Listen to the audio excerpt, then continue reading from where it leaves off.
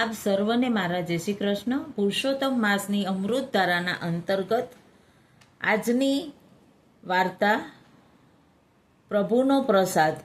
એક રાજા અને રાણી હતા. બંનેમાં આસમાન જમીન જેટલો તફાવત હતો. રાજા પાપ કરે ને રાણી પુણ્યદાન કરે. રાજા રોજ જંગલમાં જઈ પશુ પક્ષીઓનો શિકાર કરે અને તેમાં જ તેને બહુ આનંદ આવે. રાણી રોજ પ્રભુ ભક્તિ કરે, દેવ દર્શન કરે, પૂજાપાઠ કરે, તેમાં જ તેને આનંદ આવે.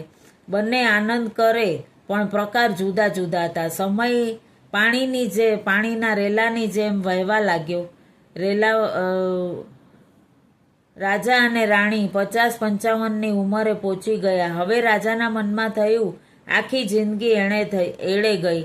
એણે તો ઘડપણમાં ભક્તિનું ભાથું બાંધી લઉં. ખરેખર મનુષ્યને પાછલી અવસ્થામાં જ આ બધું જ્ઞાન થતું હોય છે.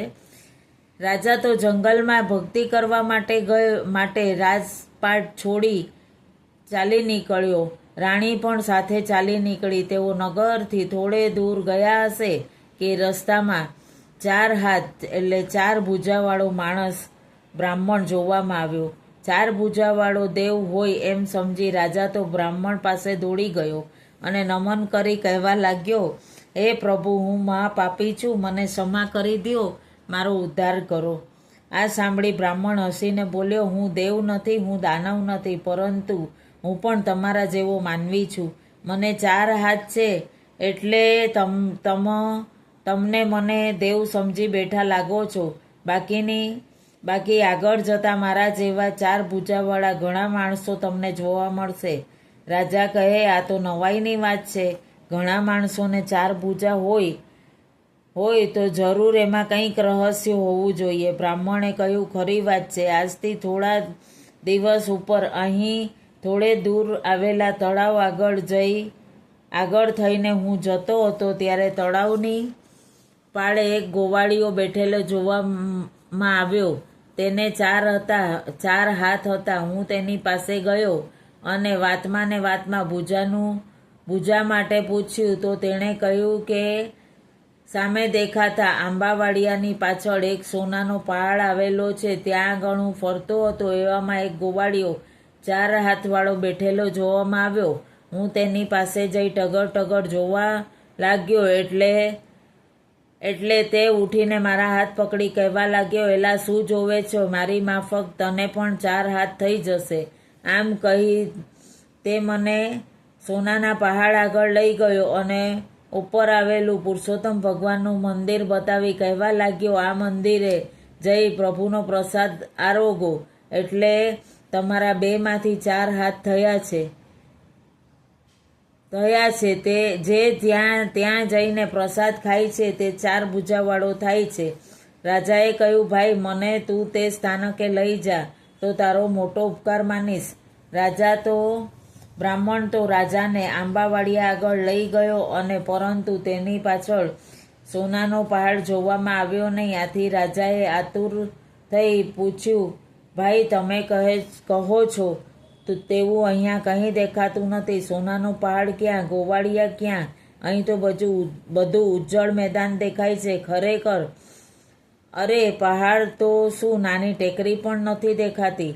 આ સાંભળી બ્રાહ્મણ હસી પડ્યો. તેણે રાજાનો ભ્રમ ભાંગવા કહ્યું, રાજન, એ દૈવીય પહાડ હતો. જે પુણ્યશાળી હોય તે જ જોઈ શકે. તમે જિંદગીમાં પાપ જ કર્યું લાગે છે. જો પુણ્ય કર્યું હોય તો સોનાનો પહાડ દેખાયા વગર રહે નહીં. રાજા કહે, વાત ખરી છે. હવે મને બહુ પસ્તાવો થાય છે. જિંદગીમાં આવો લાભ ક્યારે મળવાનો હતો. હવે મારી આશા પૂર્ણ થાય એવો કોઈ રસ્તો છે? આપ જે પ્રમાણે કહેશો તે પ્રમાણે વર્તવા હું તૈયાર છું. બ્રાહ્મણે કહ્યું, હે રાજન, હાલમાં પવિત્ર પુરુષોત્તમ માસ ચાલે છે અને તે પૂરો થવાને હજુ 1 અઠવાડિયાની વાર છે. આ અઠવાડિયા દરમિયાન અહીં બેસી 5 માણસ જો ઉપવાસ કરે તો આપને જરૂર સોનાના પહાડના દર્શન થાય. રાજા કહે, તો પછી હું નગરમાંથી 5 માણસને પકડી લાવી ઉપવાસ કરવા બેસાડી દઉં તો મને પુણ્ય થશે ને. બ્રાહ્મણે કહ્યું, મહારાજ, આપ જ્ઞાની થઈને કેવી વાત કરો છો. કહ્યું કે આપ સમાન બળ નહીં, મેઘ સમાન જળ નહીં, હાથે તે સાથે આપ મુઆ વગર સ્વર્ગે ન જવાય. તેવી રીતે આપને તો ખાસ ઉપવાસ કરવો પડે. બીજા ઉપવાસ કરે તેનું ફળ તમને ક્યાંથી મળે? જાતે કષ્ટ વેઠ્યા વિના સિદ્ધિ સાંપડતી નથી. રાજા કહે, બીજા 4 જણ તો જોઈશે ને. બ્રાહ્મણ કહે, રાજન, એક તો આપ, બીજામાં આપની રાણી, અને ત્રીજામાં આપનો પ્રધાન, ચોથામાં નગર શેઠ, પાંચમામાં હું. આમ 5 જણા અહીં બેસી પુરુષોત્તમ ભગવાનનું સ્મરણ કરીએ અને 8મા દિવસે ઉપવાસ કરીએ તો બધાઈને સોનાનો પહાડ દેખાય ને પ્રભુનો પ્રસાદ આરોગવા મળે. પુરુષોત્તમ પ્રભુની કૃપા મેળવવા પુરુષોત્તમ વ્રત તો કરવું જ પડે. પ્રભુ કૃપા વિના પાંદડું પણ હલી શકતું નથી. રાજા બ્રાહ્મણને ત્યાં રોકાવાનું કહી મહેલે ગયો અને રાણી, પ્રધાન, નગર શેઠ બધાને વાત કહી આંબાવાડિયા આગળ ત્યાં પ્રભુ રટણ કરવા બેઠો હતો ત્યાં લઈ આવ્યો. 5 જણાએ તળાવમાં સ્નાન કરી 8 દિવસ ઉપવાસ કરવાનો સંકલ્પ કર્યો. પુરુષોત્તમ પ્રભુનું સ્મરણ કરતા કરતા બેઠા. પ્રભુ નામની ધૂનમાં તેમના 8 દિવસ જોત જોતામાં પસાર થઈ ગયા. 9મા દિવસે સવારે 5 જણાને સોનાના પહાડના દર્શન થયા. પુરુષોત્તમ પ્રભુના વ્રતનો પ્રભાવ હતો. રાજા રાણીના હર્ષનો પાર ન રહ્યો. તેઓ બધા સાથે જઈ ધીમે ધીમે સોનાના પહાડ ઉપર ચડ્યા અને જઈને જોયું તો સાક્ષાત પુરુષોત્તમ ભગવાન બિરાજમાન થયેલા હતા. તેઓ ગળગળા થઈને ભગવાનના ચરણોમાં લેટી પડ્યા. પુરુષોત્તમ ભગવાનની દર્શનથી આજે 5 જણાનો મનખા દેહ પાવન થઈ ગયો.